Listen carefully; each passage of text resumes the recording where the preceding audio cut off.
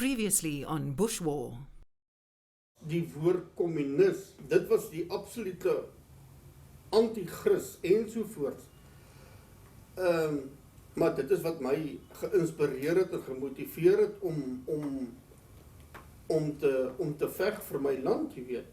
Ek het altyd vir myself gesê, ek sal vir my land veg. Ek sal vir my land veg. Maak nie saak wie in bewind was nie.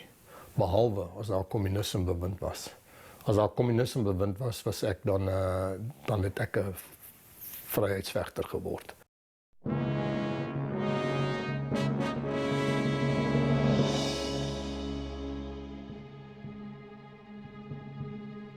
From the late 60s onward, there was a red under every bed in white South Africa.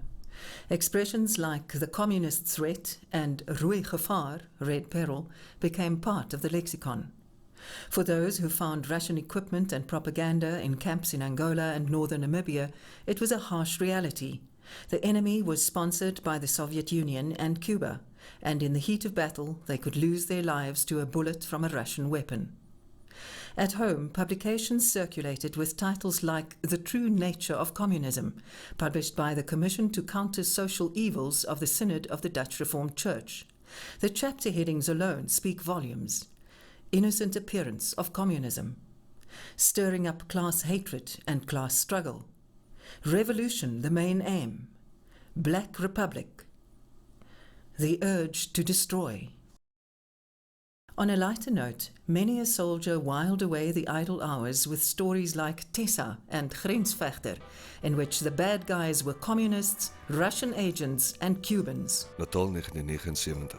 Rocco de Wet, bekend as die grensvegter en Karen Berkeman, wat soms werk as spion doen, ontspan. Hulle ken mekaar al 2 jaar lank. Soms is die gesprek lig, ander kere ernstiger soos nou. Dis waar, Rocco. Die Oost-Duitsers begin hulle sterk vestig in sekere swart state. Ek weet, ek het baie met hulle te doen gehad. Hulle is baie gevaarliker as die Kubane. Slimmer, gedigter, sommer net alles. Natuurlik, Moskou weet hoe om sy kaarte te speel. Cuba se bydra tot ondermyning in Afrika het sy perk bereik. Nou moet Rusland 'n ander pion gebruik. In die geval is dit Oost-Duitsland. Kom sit, Rocco. Ons het mekaar lanklaas gesien. En hier, ons is alleen. Kom dans, Rocco. Hierdie aand is onsin. Graag. En jy moet my beloof. Wat? As dit swaar met jou gaan in Angola, dink aan my. Dink aan hierdie aand. Onthou, daar is iemand wat ook aan jou dink. Verlang. Vir jou bid. Dit beloof ek, want dit is maklik. O, Rocco, jy moet veilig terugkeer. Jy moenie so baie waag nie. Beloof jy dit ook? Ek is nooit onversigtig nie. Old South Africa would have been stunned to know that their enemies were enjoying these anti-communist sentiments just as much. 20 years later, the Namibian Minister of Defence, Charles Namolo, remembers it with a chuckle. Books or comics which were in shops, we were buying them also, reading and discussing like other youngsters in the country, whether you are white or black, later zwart, or what is it? Later and zwart. Cake, the cake, the zwarte adderall. We were reading all these comics also. And your love letters. And Africans also, we were Africans. We loved the language to a certain extent, especially myself. I loved it only when I write love letters. My liefling, my dear bar, and so forth. When we were writing love letters to our girlfriends, it's all in Afrikaans. We wouldn't write the love letters in English. No, we didn't like them. The wording, maybe only one sentence and then into Afrikaans. You see, it was very sweet. It's a sweet love language, I can say. But we came to hate the language because of their attitudes towards us. We said, if it's their language and they don't like us, then we hate it. Hatred was born, which would fester for many years on both sides. South Africans saw SWAPO as puppets of communism. Ons sal in Suid-Afrika, in Suid-Afrika en in Suid-Afrika, ons moet staan en sterk maak om teen hierdie gedigte vyand van ons, naamlik die kommuniste, van al die Russiese ekspansionisme te veg. En ons moes dit keer. En dit sal ek vir die troepe op die grens verduidelik. Hoe belangrik dit was om dit te keer. Dit het ons gedoen. Die ESSR is uiteindelik verslaan. En hy het ekonomies ineengestort in 3 groot gebiede. Die eerste gebied was die Midde-Ooste, die tweede gebied was Afghanistan en die derde gebied was Suidelike Afrika. En in Suidelike Afrika het ons die rol gespeel om hom uit te mergel. As ons dit nie gedoen het nie, was werklike demokrasie nie in Suider-Afrika nie. Dan het ons hier gesit met 'n klomp kommunistiese satellietstate. 75 years earlier, a completely different relationship existed. In 1900, Russian soldiers came to fight with the Boers against the British oppressor. The Bolsky family's great-grandfather was one of those soldiers. The story of the family as an architect started from great-grandfather. He was born in 1874 and became a first architect in the family. He's very popular in Russia. Every architect in our country maybe knew that my grandfather was in Transvaal. When he was 26 years old, he joined the Russian troops and went in South Africa to fight on the side of Boers against English troops. He spent about 1 year in South Africa, and through this, the word of Boers and the word of South Africa was something like miracle in our family. This is an article about Англо-Бурская война и воспоминания русского волонтера. Так. The war with English and Boers and remembers of the Russian volunteer. He was in the security team around Kruger, and when Kruger was leaving the country, they were discussing with Kruger the problems of the end of the war, and everybody understood that the war is, they lost the war. In total, 225 Russian volunteers came to South Africa to support the Boers, some as soldiers, others as medical personnel. Back home, there was huge support for what they did. Everybody knew that he was in the war in South Africa. Everybody started to sing this song about Transvaal, Transvaal. Transvaal, Transvaal, страна родная. Это вот very popular song. And мама, купи мне пушку, барабан, я поеду к бурам бить англичан.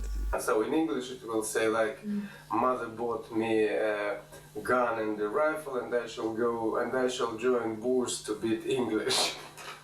He always underlined that when he tell about his involvement in Boers war, everybody was very excited and started to support him and started to sing songs, and that it was very sensitive somewhere in the spirit of Russians who remembered the times of the beginning of the century of this war.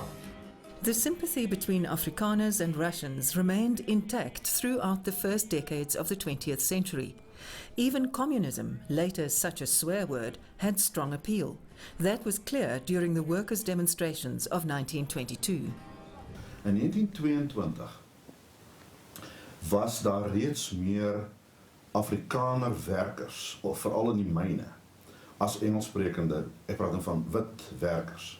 En dis baie goed bekend dat daar hierdie beroemde mars in 1922 was, waar onder leiding van Afrikaner werkers daar aktief gesê is, ons beëiwer ons vir 'n kommunistiese bestel, ten einde, jy weet, ons situasie te verbeter. In the Second World War, South African soldiers fought with the Soviet Union and other Allied nations, among them Britain, against Hitler's Germany. Ordinary members of the public organized drives like giving blood specifically for Russian soldiers. But a large number of people, especially Afrikaners, were strongly against cooperation with the British, whom they still regarded as the enemy of a short 40 years earlier. Ons moet een ding onthou van die 40er jare. Stalin en die Russe het saam met die geallieerdes geveg teen Hitler, né? En daar was onder Afrikaners 'n geweldige groot simpatie gewees met Hitler, omdat hy 'n vyand was van die Engelse. Dit was daai standpunt van my enemy's enemy is my friend. Verder is interessant dat in 1950 is die wet op die onderdrukking van kommunisme ook aanvaar. So wat gebeur het is dat daar is 'n duidelike alliansie aangegaan tussen Afrikaner nasionalisme, Christendom en kapitalisme. Meanwhile, black South African politicians had been making contact with Moscow over many years. In 1927, the president of the ANC visited the city. Over the following decades, hundreds of ANC cadres were trained in the Soviet Union. Namibian liberation movements followed the same pattern. As the war on the subcontinent intensified, that support increased. A period of time during which the Soviets took every advantage to deploy their forces and to project their power, both land power and air power, and to some extent naval power, into the developing world, the third world. This was the struggle within the framework of the global split of the world, the contraposition between the military blocs. Africa was a collision center, the Middle East was a collision center, Asia, Cambodia, same thing. Центральная Америка.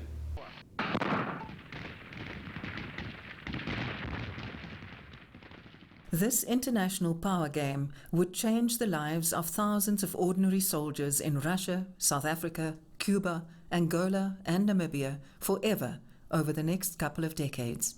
The bigger picture was not always clear when you were staring down the barrel of a gun. At the time, SWAPO used neighboring African states as bases and launching pads for attacks into Namibia. In the Angolan cauldron, 3 other guerrilla movements were fighting it out. The Soviet Union supported SWAPO as well as the MPLA in Angola. South Africa, in its turn, supported UNITA and the FNLA. Soviet soldiers were deployed as advisors in Angola from the mid-70s until the late 80s. Because if not we, Americans could be there. That is all.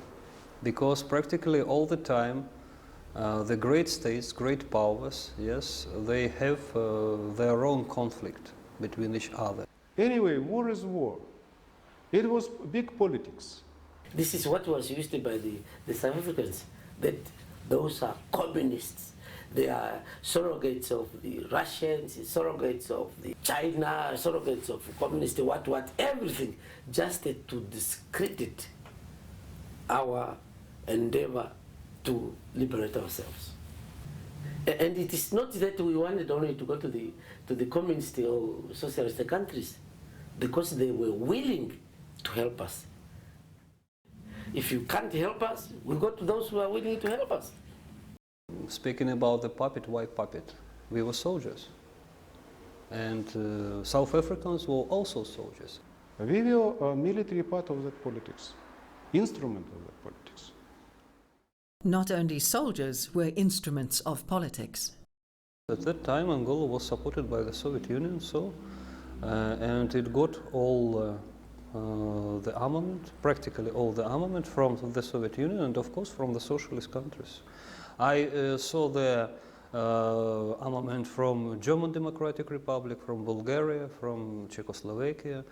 But at the same time, when we fought against the UNITA and South Africa, we captured, for example, in their bases, for example, after the battles, we captured Chinese, Israel, and American, of course, Belgian rifles and machine guns and so on, so everything. The weapons were delivered and utilized. The soldiers had to look after themselves. The Soviets had to report to the High Command, and the High Command told her, listen, you need to stay there, you must stay there with Angolan troops, but take care of your security.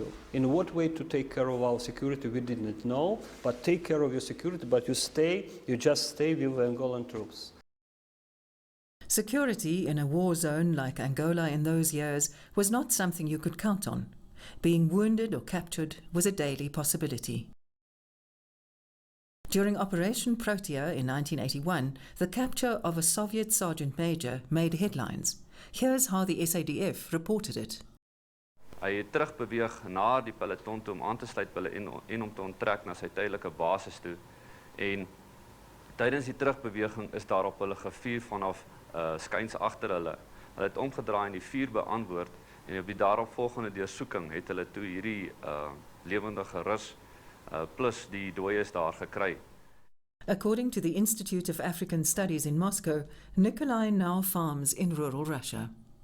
If I didn't want to go to Africa, or anybody of my friends who didn't want to go to Africa, they could have written a report, I don't want to go. And he would not go. That's it. Problem is solved. We have to understand any military is an instrument which sometimes participate in combat actions. We cannot escape that. And if a parent of South African soldier who has died while fighting Namibians trained by me, I would have answered, I think, the same way. He's a soldier. Soldiers are dying sometimes in battle. What to do? We are paid for that. We were taught and we were instructed to help our brothers in order to gain their independence, in order to have their country flourishing and so on, in order to repel all the attacks of the international imperialism and so on. Namibians, people who lived there thousands of years, they wanted to live there the way they wanted. They have their right to struggle for the way they wanted to live. Many of them really wanted to get this help from us, you see, and so, as you say, I identify myself with those purposes. Of course, we are identified.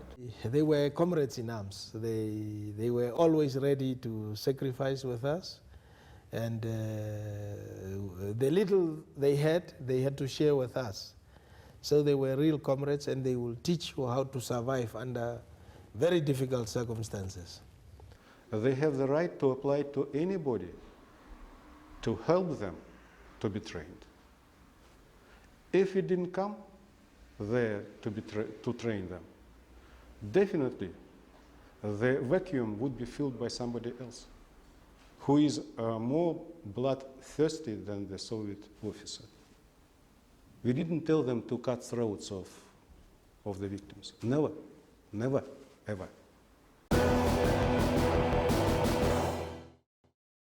It was not always easy for the Russian advisors to adapt to what they found in the field in Angola.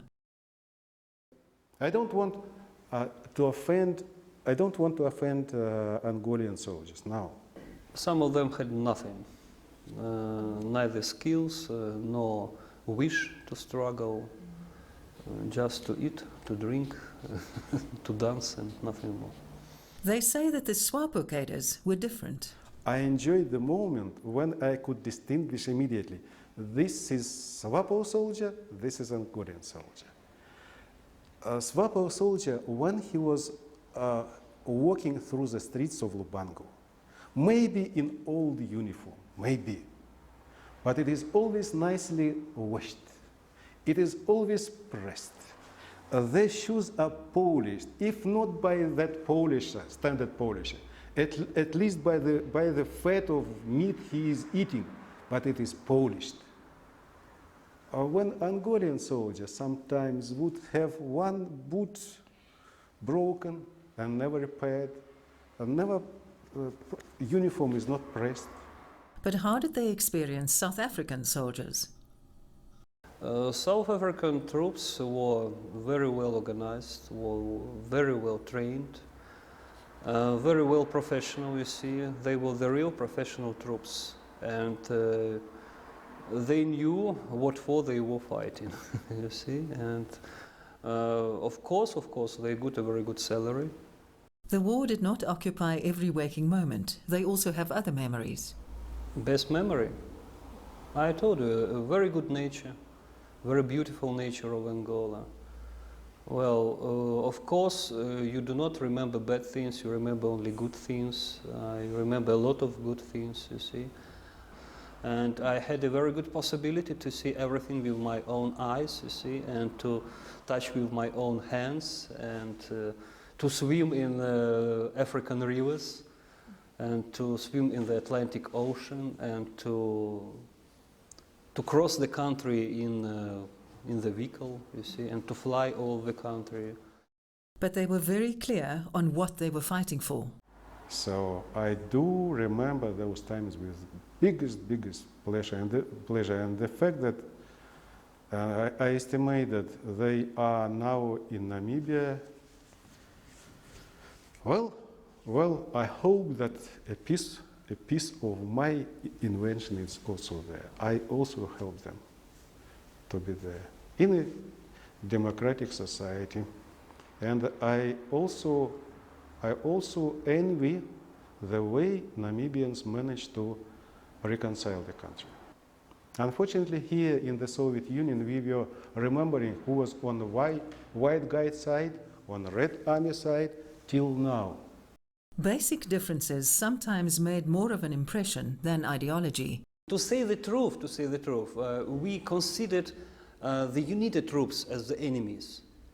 And the majority of Russians did not consider South Africans. Maybe because I'm not a racist, but maybe because of they were white people, you see, and we were white people. I learned a very good rule from Africa from the very beginning. If you see a white man in Africa, just from the very beginning, he is your friend. Because there were not so many whites, for example, in Angola and in Mozambique. And if you see a white man, your honor and your debt is to help him if he has some troubles. 11 years after the war, Igor Zhdarkin ran into a South African soldier in Mozambique. During the struggle, they were on opposite sides of the firing line. He asked me, "Aren't you angry?" "Why? What for?"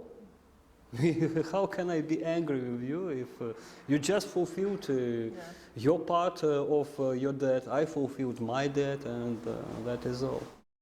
Next up on Bush War, Operation Savannah, 3,000 kilometers through the Angolan bush.